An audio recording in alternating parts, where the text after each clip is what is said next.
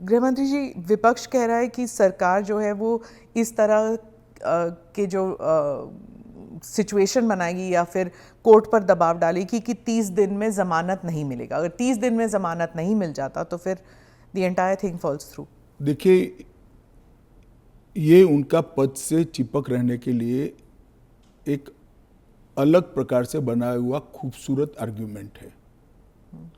मैं मानता हूं हमारी कोर्ट्स संवेदनशील है और जब किसी का पद जाता है तो निश्चित रूप से कोर्ट समय मर्यादा में उनकी जमानत के फैसले करेंगे, जो भी होगा उसका। मैं विपक्ष के लिए नहीं लिखा, पक्ष विपक्ष जो भी होगा, इसकी जमानत के फैसले तुरंत ही करने की पद्धति भी डेवलप होगी, ऐसा मेरा स्पष्ट मानना है। वो तो कहते हैं कि पॉलिटिक्स ऑफ वेंडेटा होगा, क्योंकि जो इन्वेस्टिगेटिंग ऑफिसर है, जो पुलिसिंग है, वो सब सेंट्रल के कमांड में आ जाता है। पूरी चीज में से आपकी सरकार है तो फिर पूरी चीज में से कोर्ट को बाहर ही रख रही हो।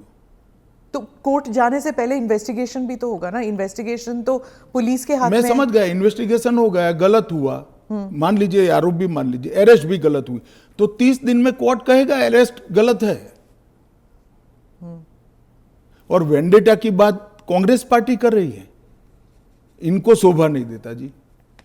पर ये फिर वही पॉलिटिक्स की बात हो गई ना, क्योंकि आप कह रहे हैं कि इतने सारे राज्य हैं जहां पर बीजेपी के चीफ मिनिस्टर्स हैं, लेकिन वो तो टारगेट में नहीं होंगे। वो तो कह रहे हैं कि जहां पर बीजेपी की सरकार नहीं है वहां के चीफ मिनिस्टर्स को आप टारगेट बनाएंगे, खासकर ये जो इंडिया अलायंस के जो चीफ मिनिस्टर्स हैं। देखिए, मैं अभी भी कहता हूं कि भारतीय जनता पार्टी और एनडीए शासित जो राज्य हैं वहाँ कोई भी करप्शन या हमारे मंत्री या मुख्यमंत्री के खिलाफ केस है, उनका आरोप मान लीजिए, मानने के लिए ये फर्जी आरोप है, मगर एक सेकंड के लिए मान लीजिए कि कानून का काम नहीं करेगा, तो कोई भी व्यक्ति कोर्ट के सामने जा सकता है और कह सकता है कि इनके सामने एफआईआर दर्ज करने का आदेश दीजिए।